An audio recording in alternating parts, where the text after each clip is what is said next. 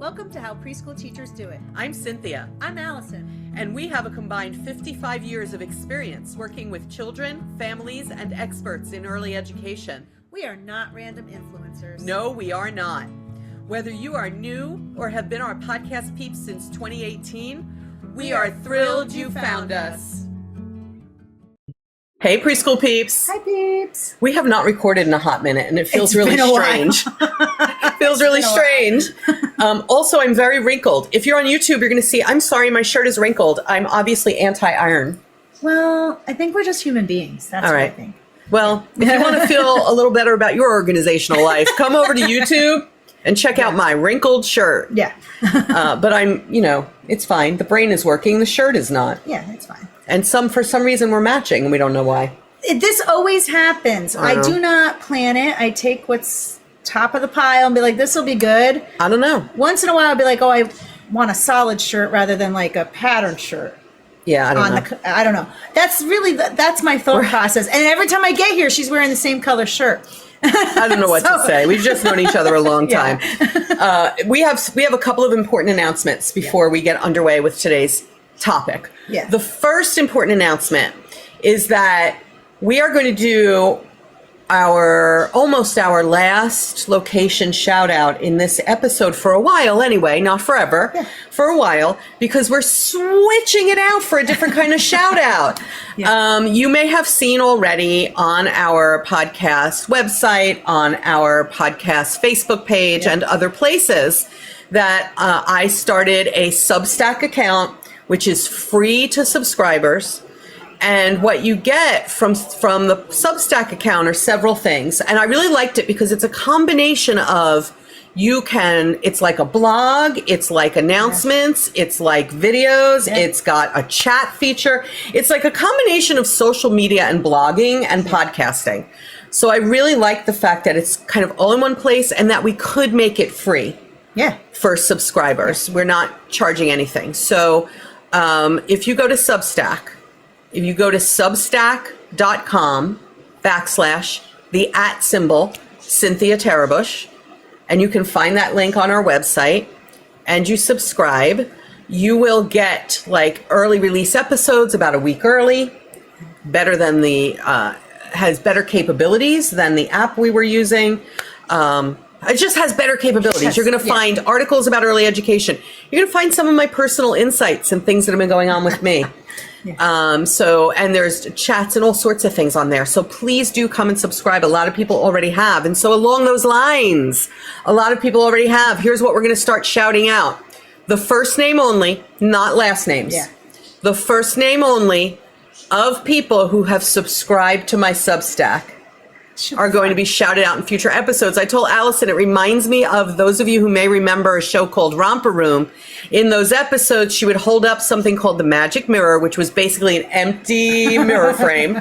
And she would say her little poem about the magic mirror. And then she would say, I see Cynthia and I see Alison and I see. So we're going to say who we see. Just like that. It's going to be fun. It's going to be like, I see Carol on Substack. Right? Like that. So please do come and subscribe, totally free. And the great thing about it is this. Everything I post on there lands directly in your email. Once you subscribe, you don't ever have to go to an app. You don't ever have to do that. You can subscribe online. It will land in your email. You just have to make sure to check like your spam or if you have updates and promotions tabs and stuff like that.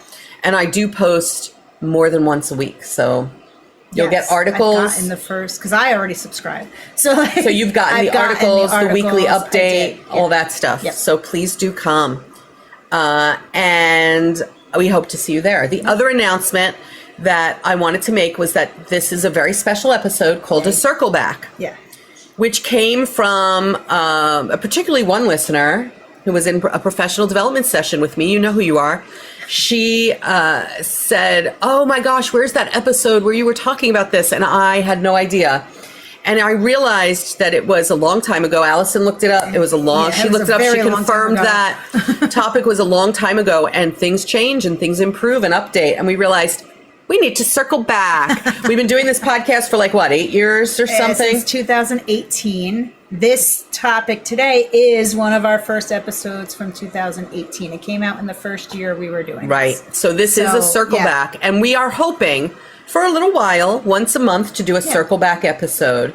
So don't think we're repeating. It's not like we're playing it back. We are saying important things about it and maybe adding based like on the a knowledge little, we've gotten over these years. A little refresh? Yeah. Like a refresh. Like a refresh. Yeah.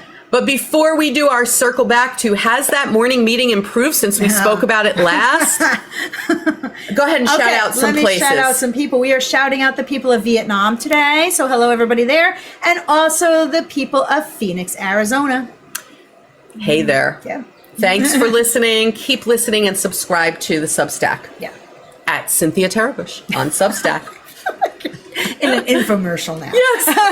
I'm enjoying it. You're enjoying it. All right. Let's do this circle back. So we have talked about circle time, large group meeting, morning meeting, whatever you all call it. Yeah. We talk about it periodically during episodes, but we haven't had an episode that concentrated on it in a while. So we do want to concentrate on it because I'm still talking about it with people. I'm still comes up. It still is everywhere. a thing. Yes. And now we have people saying, oh, I'm looking for this episode. And we didn't always name them as clearly as we do now. That was one of the things we learned along the way. And I don't know. We're trying to be cute and clever, I think. We were cute, clever, and ridiculous all at the same time. We still try to be cute and clever. Less ridiculous. Less ridiculous. I don't know if we're really there, but like, I think at least with naming the topics, we try to be more forthcoming. Is that the right word? Yeah. Okay, Yeah. forthcoming. Yeah. So that we can all find them. Yeah.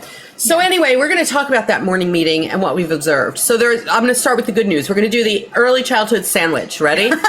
Okay. The good news is when I talk about large group time, I find more and more people are nodding their heads and not looking at me like, what is wrong with you?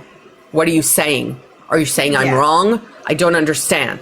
People are not looking at me like that as much anymore. So if I have a group of people, let's say I'm talking to a group of people in person or on Zoom, I get a decent portion of the room like what she said and nodding. There's more acceptance. I get a decent portion of the room saying, oh my gosh, I've heard you talk about this before and I changed it. But there are still some people who have not heard it, we're not listening, don't know where that episode is, don't know, or we're simply taught outdated practices, right? Yeah. What are you seeing? You're in the school. I'm seeing in the schools, I would say it's half and half. Yeah, you think? I think it's about half and half. And I think that's an improvement because I think when we first did this episode, it was probably 75-25. So I think it's about half and half. I think the people who hear that, calendar and all that stuff is not what morning meeting should be about, have listened and have changed. And then there's people who have maybe either heard it and are like, yeah, I'm going to do it anyway, or just haven't heard it and are still going on outdated research. Yeah, I think part of the reason why it may be more half and half, and I think you're right, maybe half and half. Yeah. I think part of the reason why it may be more half and half are because the quality rating and improvement systems throughout the nation are like, that is not a good morning meeting. So they are, more and more programs are enrolled in these quality rating systems across the nation. And because of that, the word has spread. Right. It's not just we were listening to you. It's the word has spread. What a good morning meeting looks like. Right. And, really the only reason we bring children together during a morning meeting is to remind them that they're part of a classroom community. Yeah. And sometimes we need to do things together and take turns. Yeah. And also another reason we do morning meeting, and I don't know if I mentioned this in the past, it seemed so obvious to me, but now I realize when I say it, that some people are like, oh, another purpose for morning meeting is to excite the children about the day ahead. Yeah. Right. So we're going to gather you. We're going to remind you you're part of this classroom team, and we're going to excite you about the day ahead with this caveat. Morning meeting, circle time, large group time, whatever you call it, is not developmentally appropriate for children under the age of 3. It is not. There is no expert advice, no research, no tool, not Eckers or ITERS. Those are the environmental rating scales, not NACE, the National Association for the Education of Young Children, not the American Academy of Pediatrics, not 0 to 3. There is no research-based organization or association that says you have to do large group time with children under the age of 3. And that's what I find still surprises 3/4 of the people. Yeah. 3/4 of the people are still telling me We are told with our 1, 2, and 3-year-olds that we have to do a morning meeting. So if you are told that, here's what it is. Ready? Yeah. Sing a song. Yeah. One song. Whoever comes over because you're singing that song, you have done your morning meeting. You are done. Their attention span under the age of 2 is a maximum of 4 minutes. Yeah. So what are we doing? What are we doing? They're also not developmentally ready to follow that much teacher direction. They're really not. And I feel like for these programs that are saying you have to do a meeting, it's just stressing you as the teacher out. Like, okay, I'm gathering all these children together, and I finally got them all together. And now one's over here and one's over here because they don't want to be in the meeting because it's not developmentally appropriate, and it's just stressing you out. Sit down, sing a song. Whoever shows up. Great. Be done. Be done. Be on your way. Don't stress yourself out over this stuff. It is not developmentally appropriate. Just because a child does not attend to a morning meeting at 2 years old doesn't mean they won't do it when they're 3 even. Correct. Doesn't mean they won't do it when they're 4. Yes. Brain development takes place. Yes. I had somebody the other day say, but what happens when they go to kindergarten? I'm like, they're older. They're older. And They're you're older. talking about kindergarten when they're age 1. Right. Yeah. Like, stop. Yeah. So there is nothing. You will not find anything that says that you are required to do that with children under the age of 3. Sorry. Yeah. 3-year-olds start to be ready for this, but not all of them are, because we still have children who are behind the expectations for their age. So whoever is ready for this can come to your meeting and attend for as long as they're able. If someone doesn't come over, it's okay. If someone walks away, it's okay. If they all walk away, you're done. Yeah, just call You're just done. Call it. Like, why are we herding cats? But that's what I think happens is you still keep forcing it. Like, no, come back. Like, just be know done. when to be done. Just be like, yeah, be done. Tried. It's fine. Or it's just, sometimes it's just not happening that day. Morning meeting is like, that's fine. It's not the most significant learning time of day. The most significant learning times of day will always be when you're working with children in small groups or 1-to-1 and free play. Free play. Which again is small groups and 1-to-1. Yeah. It's small groups and 1-to-1. So it's not that significant. Yeah. So, those of you, I have to tell you that when I talk to people who work with those children from birth to 3, when I say this, it's like, Bill, they're like, thank you. Because they they're just want stressing themselves out. You don't need to be. And they're surprised. Yes. So to answer the question, has morning meeting been improved since we talked about this last? For children 3 to 5, yes. For children under the age of 3, not so much. Not really, yeah. Not so much. So please go back and look in your curriculum and look at NACI and look at all these things and bring back the proof. And if you need me to do something, I'm happy to do it. Maybe I'll even write an article on the Substack. Yeah. So that you can grab it. Yeah. And by the time this episode airs, is released, it's released. It doesn't air. And by the time it's released, it does. all right. By the YouTube. But on the YouTube. Yeah. By the time it releases, you can go look at Substack and see if I have an article there. In fact, I'm making a note. Yeah. And I can actually write it today. And I'm putting circle time under 3. Yeah. Nope. Okay. Nope. Now, as far as those of you who are working with children 3 years old and up, right? Yeah. We need circle time to excite them about the day. Yeah. We need it to remind them they're part of a group and that they sometimes have to cooperate and take turns. The majority of my meeting right there. We sing a song. Great. We're all here. That's cool. Most of it is reminding them this is how we're going to play.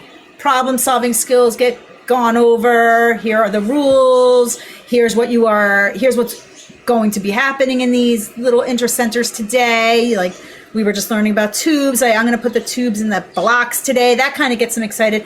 And off we go. Off we go. Off we go. I don't need to sit here and have a 3-hour meeting about that. No, this is what we're doing. I'm going to remind you how to be a good friend. Here's how you can problem solve. If you run into problems, here's what you can do. Boom, gone. It needs to be within their attention span. So we're talking about 10 minutes, folks. Your large group time should be no longer than 10 minutes. And it should be focused on conversation, not memorization. Yeah. You should be sitting the children down, maybe setting up your schedule cards for the day. Yeah. Right? And you can see on our website, you can see resources that have to do with this under the listener resources. So schedule cards for the day. You set it up with them. You talk about something like today we're putting the tubes in the block area. Yeah. You ask them, how are you all? Yeah. How'd you do? How are you all? What'd you do this weekend? What'd you do this weekend? I've asked them that. What'd you have for dinner last night? You know, how was what would you want to do with these tubes? Yeah. Yeah. What do you want to do with these tubes? Conversational. Yeah. Conversational. Yeah. How's everybody? What do you want to say? Give the children a chance to say what they want to say. Yeah. Maybe ask them a question of the day.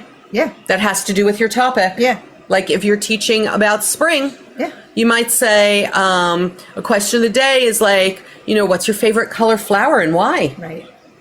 To get them thinking Just about spring. Think. Yeah. And then let them go. And then off you go. So there are some things we're not going to do. The outdated practice of that calendar thing. This was really what the person who saw me wanted me to talk about. This is what they wanted me to talk. I'm so self-conscious about these wrinkles. Sorry. Why do we need children who are 3 to know what the calendar is? The month, the date, the year. Like, why? I barely know what today is. Okay, I'm checking my phone for the date. Current research, I don't even know if we talked about it in the past, but current research shows that children do not understand time in that way until they're approximately 8 years old. Yeah. So it's just a bunch of memorization. To say today is, whatever today's date is a bunch of memorization that has no meaning to them, and it wastes their attention span. It's a waste of time. Yeah. I'm going to do the calendar talk that I always do for anybody who missed it. That thing that was marketed to us for our circle time area is not a calendar. It is a pocket chart or a graph of some kind. Yeah. Real calendars have specific characteristics. They have separate pages for every month. That's true. They are pre-printed. Yes. Maybe they have pretty pictures related to the seasons. Probably do. Yeah. Right? Yes. There was a study done where researchers went to children in kindergarten and said, why did your teacher put the number 1 there? And they said overwhelmingly because the teacher wanted to.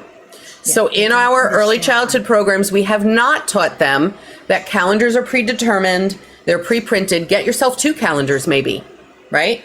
2 calendars so they can see, oh, look, the months all are in the same order in these pages, the days are in the same place. Then you take the calendar and you write everybody's birthday on it. Right. You write all special events on it and you hang it where they might find a printed calendar in the average home. And whenever I ask people where that is, they know. They tell me, oh, kitchen. Yeah. Dramatic play. In the dramatic play area. Go hang it in your dramatic play area within the reach of the children. Yeah. They will go over and start turning pages because they're young children and that's what they do. They're curious about the pictures and stuff. Yeah. When they turn the pages during free play, that's your teachable moment. Go over there and say to them, every page is called a month. Every page is a different month. Yeah. This month is June. Yeah. Let's count how many months to your birthday and you turn pages and count. Right.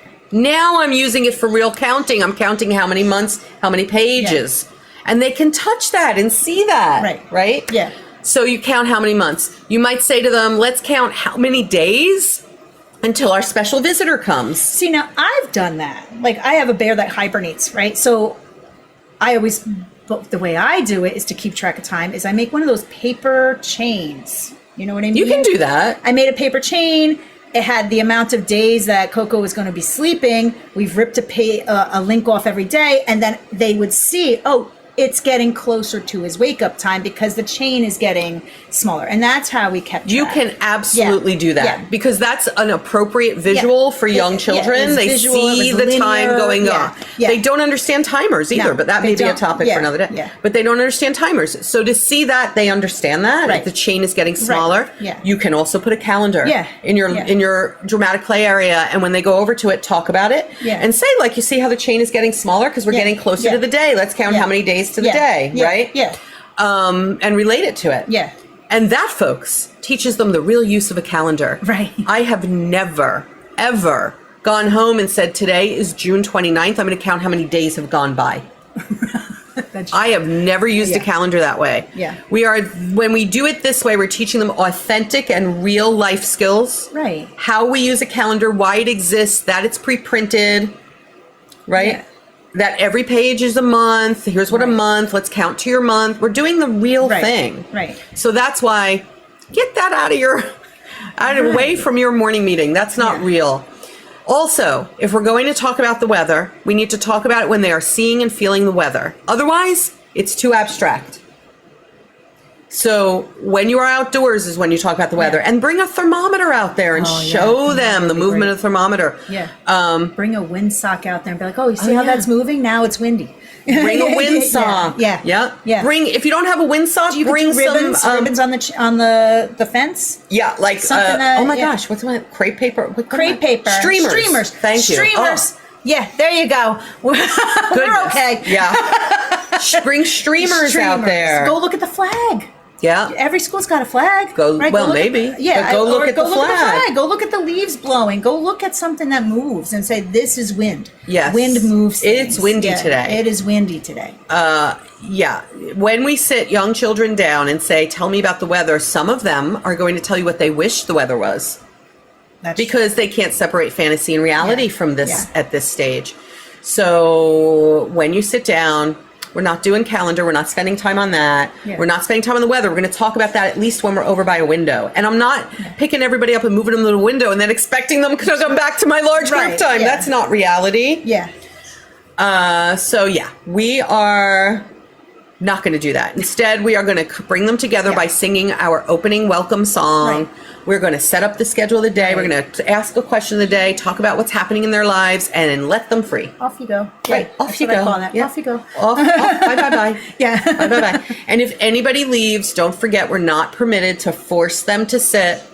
And we sometimes spend more time trying to gather children than we spend doing anything important. So if you're having a hard time gather them, just shelve it. Just say, maybe we'll try and gather them later. Yeah. It's just not worth it. It's really not. Do something that's meaningful to them. Yeah. Don't waste their precious time because it's their brain development. And don't waste your time. Right. There's no need to be stressing about that. Absolutely not. Yeah. So I hope that this gives you maybe some reminders. Yeah. Some additional insights, especially those of you working with children under the age of 3. Go back and tell the people. Go tell the people. Go tell the people. Don't forget, if you want us to know something, you can reach us. So you can reach us through our website. You can reach us on Facebook. And now you can reach me through Substack. Right. So please let us know if you're thinking, I know they had an episode about this and I need them to circle back. Yes. Give us circle back ideas. Do you want us to circle back? We will take it. Yes. Yeah. All right, folks, we're going to let you go. That was a long episode, I think. It was. Worthy, though. Very. Okay. Very. We will see you next time on the podcast. Bye, peeps. Bye, peeps.